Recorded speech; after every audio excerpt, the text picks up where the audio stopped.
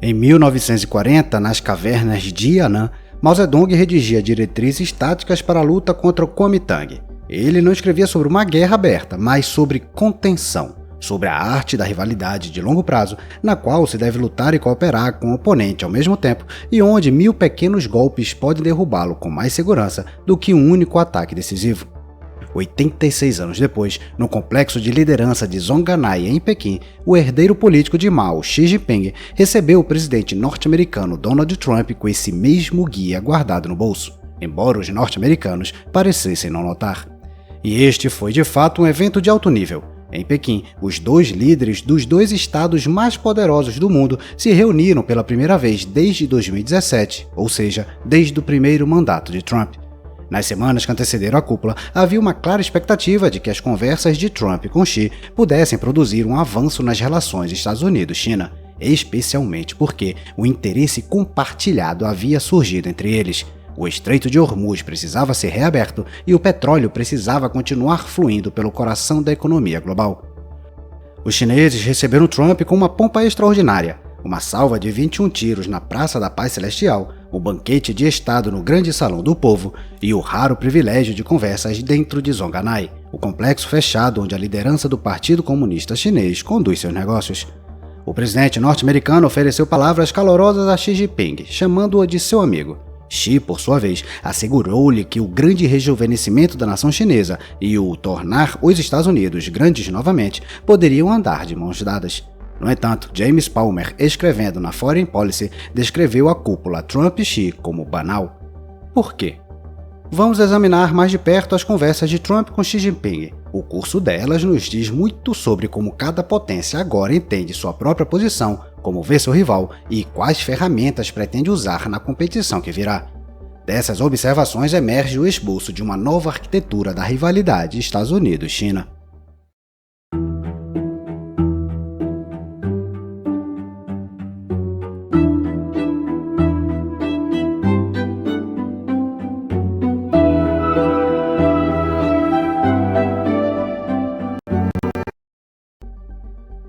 Os norte-americanos foram a Pequim para fazer negócios, e isso ficou visível em cada etapa da visita, a começar pela própria composição da delegação dos Estados Unidos.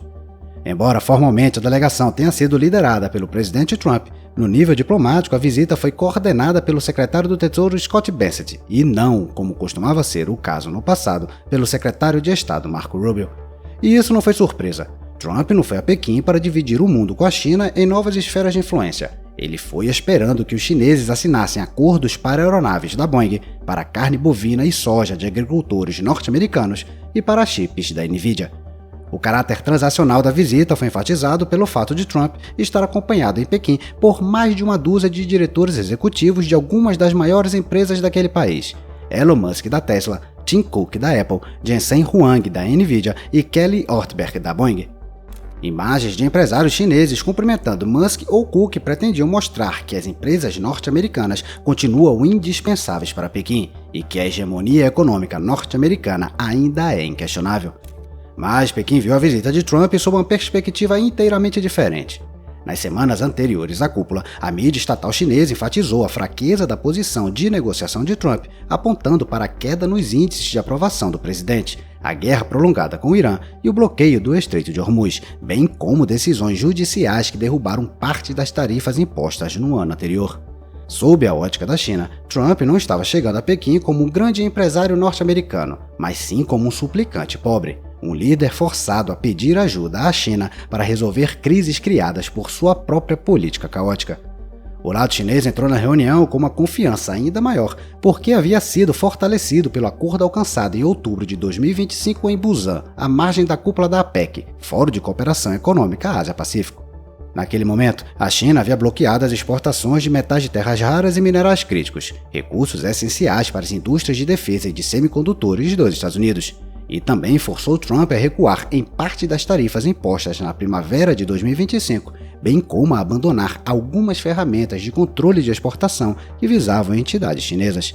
Do ponto de vista de Pequim, Busan foi, portanto, a prova de que a China possuía uma alavancagem real sobre a maior economia do mundo e que Trump, apesar de todas as suas ameaças, não tinha escolha a não ser levá-la a sério. Pequim queria agora ir além, usar a visita de Trump para algo mais sério do que fechar acordos comerciais. Queria redefinir toda a relação Estados Unidos-China. Mas fez isso de uma forma bem sutil. Grande parte da imprensa ocidental focou na cerimônia e no calor dos anfitriões. Fotos de Trump e Xi caminhando pelo Templo do Céu do século XV, os banquetes, as imagens de bilionários chineses apertando as mãos de Musk. No Ocidente, a visita a Pequim foi enquadrada menos como uma tentativa de remodelar as relações entre duas superpotências e mais como um degelo. No entanto, Xi Jinping, apesar de toda a cortesia mostrada aos seus convidados norte-americanos, continuou enfatizando a agência da China e suas linhas vermelhas. Isso ficou mais claro no comunicado oficial que Pequim divulgou após as conversas. Xi anunciou que ele e Trump haviam concordado com uma, abre aspas, nova visão para construir uma relação China-Estados Unidos de estabilidade estratégica construtiva, fecha aspas. À primeira vista, estabilidade estratégica construtiva pode soar como uma decoração diplomática padrão, mas dentro do Estado-Partido da China, tais frases importam enormemente. Elas são conhecidas como TIFA, fórmulas políticas autorizadas que, uma vez publicadas em um comunicado oficial, tornam-se linguagem obrigatória para funcionários do Partido Comunista, para a mídia estatal e para o aparato diplomático. Xi descreveu a estabilidade estratégica construtiva por meio de 4 pilares: estabilidade positiva baseada na cooperação, estabilidade sólida com competição moderada, estabilidade constante com diferenças administráveis e estabilidade duradoura com promessas de paz. O mais importante é o segundo pilar. Ele marca o primeiro reconhecimento oficial de Pequim de que existe competição na relação Estados Unidos-China.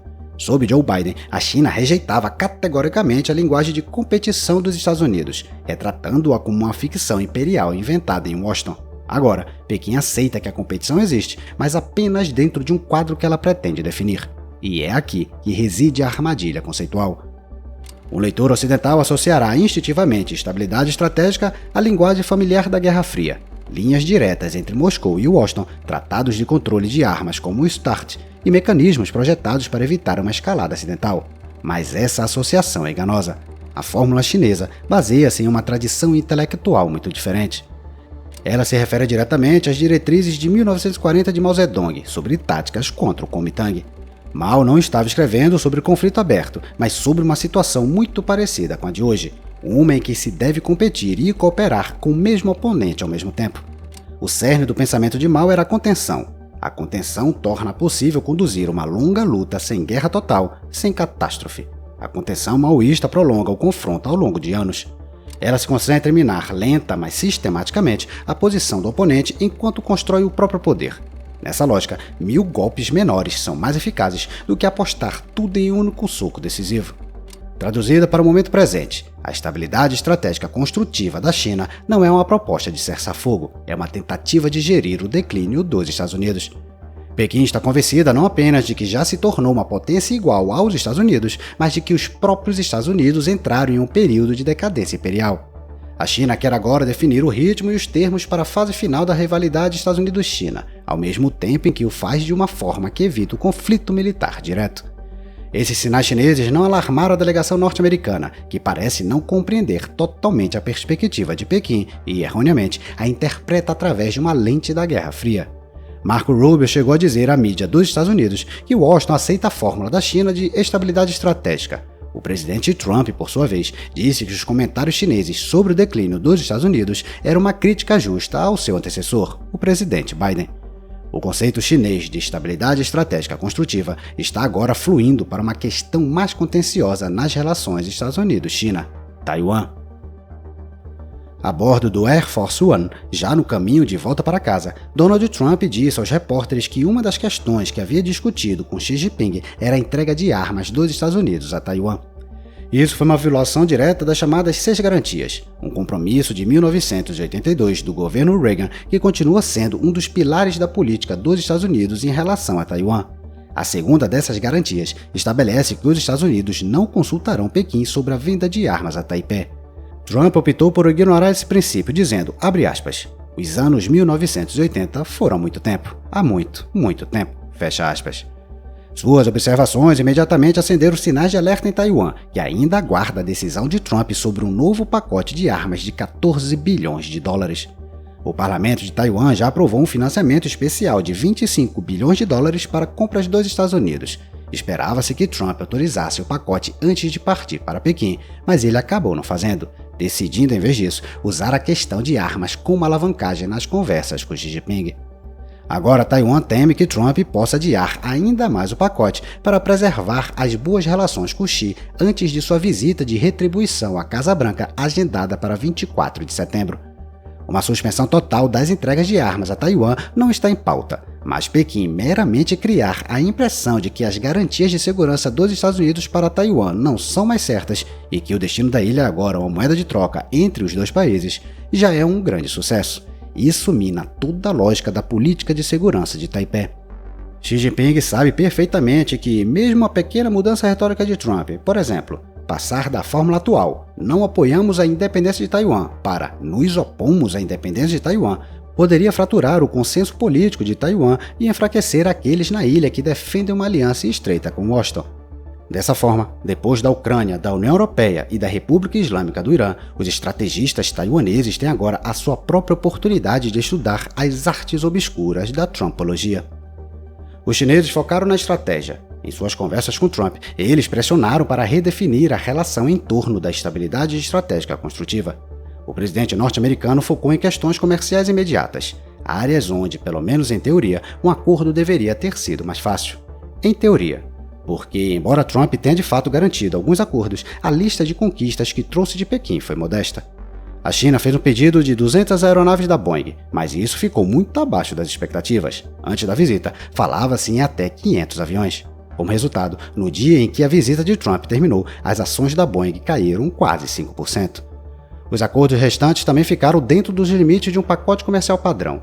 Pequim comprometeu-se a comprar pelo menos 10 bilhões de dólares em produtos agrícolas dos Estados Unidos, principalmente soja e carne bovina, e renovou licenças para que matadouros norte-americanos exportem carne bovina para a China. Isso importava especialmente para os agricultores dos Estados Unidos, cujos votos o governo Trump precisará nas eleições de meio de mandato em novembro. Os dois lados também concordaram em criar um órgão conjunto encarregado de reduzir tarifas sobre aproximadamente 30 bilhões de dólares em mercadorias. Scott Bessent também anunciou um protocolo Estados Unidos-China sobre segurança de IA, projetado para evitar que atores privados acessem os modelos de IA mais poderosos. Mas não houve avanço nos chips da Nvidia. Jensen Huang foi a Pequim com Trump, esperando reviver os pedidos chineses para processadores H200. Trump inicialmente havia bloqueado suas exportações para a China, mas acabou permitindo as vendas em dezembro de 2025. Desde então, no entanto, Pequim não deu sinal verde a nenhum comprador doméstico para adquirir chips da Nvidia. Isso é deliberado. A China quer forçar suas próprias empresas a usar alternativas domésticas, como os chips da Huawei, porque vê a dependência da tecnologia norte-americana como uma grande vulnerabilidade estratégica. As conversas sobre o Irã também terminaram sem um avanço. Trump esperava que Xi ajudasse a pressionar Teherã a reabrir o Estreito de Hormuz. Em vez disso, recebeu apenas garantias vagas de que o estreito deveria permanecer aberto e de que o Irã não deveria cobrar taxas de navios que buscassem passagem. Pequim evitou compromissos concretos, porque a guerra Estados Unidos-Irã é estrategicamente útil para a China. Ela enfraquece a posição dos Estados Unidos entre as monarquias árabes do Golfo e acelera a erosão da hegemonia norte-americana. Nesse sentido, a guerra com o Irã se encaixa perfeitamente no conceito chinês de estabilidade estratégica construtiva. E não é surpresa que Pequim, mesmo com custo econômico, já que o bloqueio de Hormuz também prejudica a China, a maior importadora de energia do mundo, esteja disposta a apoiar Teherã com assistência de inteligência, militar e econômica em seu confronto com os Estados Unidos. Isso revela a diferença fundamental entre os dois lados na cúpula de Pequim. Os anfitriões chineses estavam pensando estrategicamente, direcionando a discussão para a estabilidade estratégica construtiva. Trump estava pensando em termos puramente comerciais, com um horizonte de tempo extremamente curto, que mal se estendia além das eleições de meio de mandato de novembro. E, no entanto, embora a China tenha sido claramente o lado dominante na cúpula de Pequim e tenha conseguido várias vezes atrair Trump para seu próprio jogo, é difícil chamar Pequim de vencedora absoluta. O conceito de estabilidade estratégica construtiva pode ser intelectualmente interessante, mas Pequim pode estar calculando mal se assume que Trump simplesmente aceitará as regras impostas pela China. Trump não se sente vinculado a nenhuma fórmula, nem a dele, nem a de qualquer outra pessoa, e certamente não ao léxico partidário do Partido Comunista Chinês, cujo significado político ele provavelmente não compreende. O conceito da China também possui uma fraqueza fundamental. Mesmo que o diagnóstico de Pequim sobre os Estados Unidos como uma potência em declínio esteja correto, o que está longe de ser uma certeza, a condição do desafiante chinês permanece igualmente aberta a questionamentos. Dados concretos mostram que a China também tem sérios problemas. Sua economia está estagnada na deflação, medida pelo deflator do PIB, desde meados de 2023. E embora o crescimento oficial em 2025 tenha sido relatado em 5%, analistas independentes do Rodion Group questionam esse número e estimam um crescimento real abaixo de 3%. Isso importa porque, em média, a China ainda é muito mais pobre que os Estados Unidos ou a União Europeia. No cerne do problema está a crise imobiliária que começou em 2021. Até recentemente, o setor imobiliário representava cerca de 1/4 do PIB chinês. O resultado tem sido uma dependência ainda mais profunda das exportações, apesar do objetivo declarado de Pequim de reduzi-la. Em 2025, as exportações foram responsáveis por 1/3 do crescimento da China, a maior fatia desde 1997, enquanto o superávit comercial atingiu um recorde de 1,19 trilhão de dólares. A demografia é igualmente implacável. Desde 2022, pela primeira vez desde o grande salto adiante, a população da China está diminuindo e a fertilidade caiu para menos de um filho por mulher. A Índia, e não a China, é agora o país mais populoso do mundo e, de acordo com várias previsões, incluindo a da ONU, a população da China poderá cair em centenas de milhões nas próximas décadas. O problema da China também são visíveis no setor militar.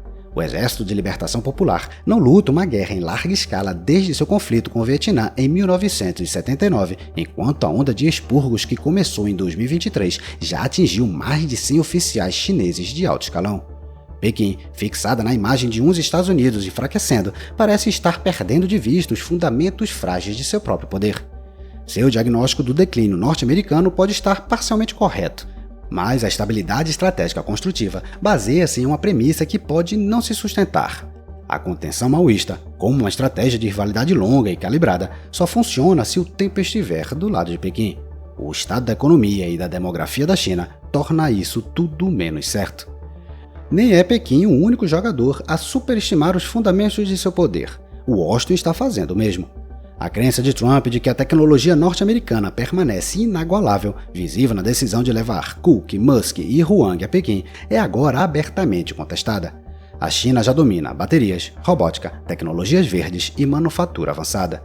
E em chips de última geração, a lacuna que Washington está tentando preservar através de controles de exportação está diminuindo lentamente.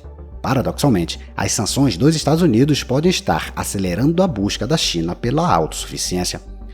A hegemonia militar norte-americana também está cada vez mais em questão, como a guerra prolongada com o Irã demonstrou.